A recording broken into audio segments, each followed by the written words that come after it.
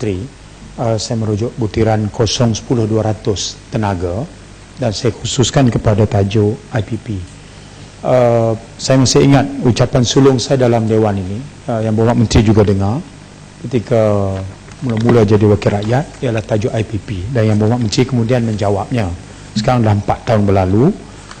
Saya ingin menimbulkan persoalan-persoalan yang sama, tapi barangkali 4 tahun itu sudah ada perubahan ataupun masih sama. Saya perlu yang Berhormat Menteri untuk memberikan penjelasan. Yang pertama, kita berpendapat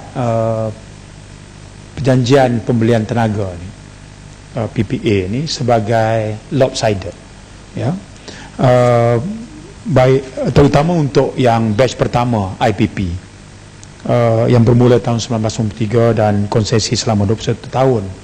Batch kedua yang bermula 2001 itu, khabarnya perjanjian itu agak tidak terlalu menyebelahi IPP. Cuma saya ingin bertanya Berhormat Menteri, apakah pendirian kerajaan sekarang masih status quo dalam proses mengkaji, atau sudah ada perubahan terhadap isu perjanjian tenaga ini? Perkara kedua, Datuk Pengerusi, Berhormat Menteri, ialah kebelakangan ini Petronas mula berani bersuara, iaitu yang diistilahkan sebagai kehilangan hasil apabila dia terpaksa membiayai subsidi.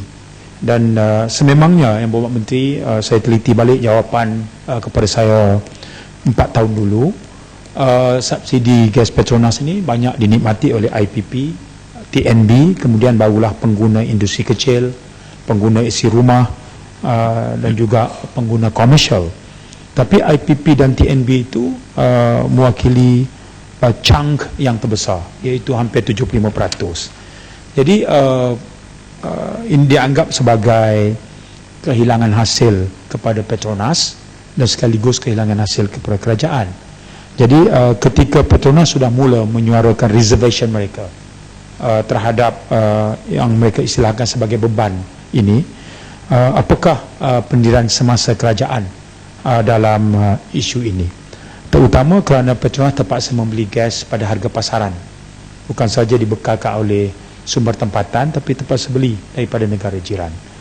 Apakah keadaan ini adil untuk Petronas, atau Petronas dianggap terpaksa menunaikan tanggungjawab sosialnya, seperti yang diucapkan oleh Perdana Menteri ketika merasmikan persidangan gas dunia di Kuala Lumpur beberapa bulan lepas? Perkara ketiga yang Berhormat Menteri ialah PPA ini menghendaki TNB membeli elektrik dari IPP. Saya catatan berusaha, TNB setakat 2011 membelanjakan hampir 13.8 bilion untuk membayar pada IPP ini, ya. Saya ingin yang Berhormat Menteri berkongsi dengan Dewan, berapakah kos yang TNB belanjakan untuk membeli tenaga elektrik keseluruhannya, batch pertama IPP dan juga batch kedua IPP. Itu boleh memberikan gambaran tentang model perniagaan TNB yang pada pandangan saya, model perniagaan ini tak boleh nak sustain. Sebab itu TNB tersepit dengan meminta ihsan kerajaan membenarkan supaya tarif elektrik dinaikkan. Jadi sekaligus apakah keputusan kerajaan sekarang terhadap isu kenaikan tarif ini? Apakah TNB akan terus tidak dibenarkan menaikkan tarif pada ketika mereka juga tidak boleh mampu bertahan lama dalam bentuk menghendaki mereka memberikan bayaran yang tetap kepada IPP? Yang Berhormat Menteri, berapa pula standby capacity semasa sekarang yang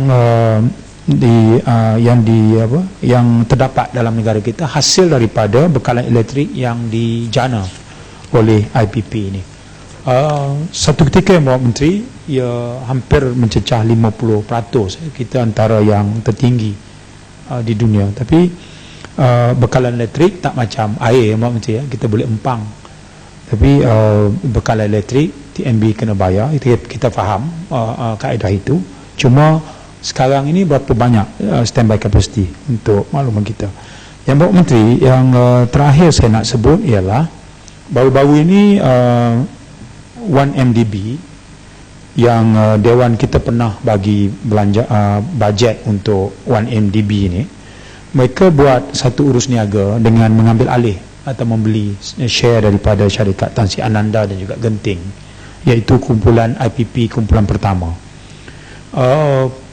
Yang menimbulkan persoalan yang meminta Yang Berhormat Menteri untuk membantu huraikan ialah pertama, kerana kedua-dua IPP yang dibeli oleh 1MDB itu tempoh konsesinya sudah akan tamat dalam tempoh 2 atau 3 tahun lagi. Jadi nilai yang mereka bayar itu agak tinggi, ya, 8.5 bilion untuk Tan Sri Ananda dan 2.5 bilion untuk Genting Sanyan. Pada ketika Genting Sanyan itu mengikut penyata kewangan Genting, nilai aset bersih mereka adalah 400 juta. Tapi 1MDB bayar 2.3 bilion untuk beli loji penjanaan elektrik yang berjana kuasa 720 megawatt. Apakah ini dengan serta-merta bermakna Genting Sanyan mencatat keuntungan sehingga 1.9 bilion. Jadi pembayaran 8.5 bilion untuk aset penjanaan elektrik yang dimiliki oleh Tan Sri Ananda juga menimbulkan banyak persoalan, kerana loji jana kuasanya di Malaysia hanya bersaiz kecil dan sederhana. 720 megawatt di stesen Teluk Gong 1, 440 megawatt di stesen Teluk Gong 2, 330 megawatt di stesen Tanjung Keling. Sebagai perbandingan, Yang Berhormat Menteri, tentu saya juga membaca kenyataan media yang menyebut Tenaga Nasional Berhad baru-baru ini berjaya mendapat kontrak untuk membina stesen jana kuasa elektrik di Bangladesh berkapasiti 1,320 megawatt pada harga 6 bilion saja. Maknanya 1MDB membeli aset-aset lama dan perjanjian membekalkan elektrik akan tamat pada tahun 2016 pada harga yang secara nilaiannya lebih mahal daripada membina sebuah stesen jana kuasa baru yang mempunyai jaminan aliran tunai yang lebih lama. Jadi persoalan yang ingin saya bangkitkan selain daripada itu ialah pendirian kerajaan sekarang bila 1MDB beli ketika tempoh konsesi sudah hampir tamat. Dalam pertimbangan kerajaan, sambungan kepada konsesi ini nak diberikan berapa tahun lagi, dan apakah pula terma-terma barunya, sebab dia tak mungkin bayar mahal hanya untuk 2-3 tahun lagi tempoh yang akan berakhir. Jadi kerajaan akan sambung pula bila. Yang Berhormat Menteri, untuk makluman, baru-baru ni ketika perbahasan di peringkat dasar dan di peringkat kementerian, saya bertanya kepada Kementerian Kewangan, kerana 1MDB juga di bawah Kementerian Kewangan. Antara lain jawapan diberikan, harga itu willing seller, willing buyer. Tapi dari segi menyambung tempoh konsesi, kerajaan belum menimbangkan lagi. Itu jawapan oleh Kementerian Kewangan, oleh Baco, dan Yang Berhormat Datuk Seri Menteri geleng kepala. Mengkali di bawah Kementerian Tenaga boleh membantu menjelaskan yang akan tamat 2016 nak sambung lagi berapa lama. Mengkali itu boleh membantu kita memahami lagi apakah urus niaga itu urus niaga yang bertanggungjawab atau urus niaga itu urus niaga yang menimbulkan banyak persoalan. Terima kasih Yang Berhormat Menteri. Yang Berhormat Kapit.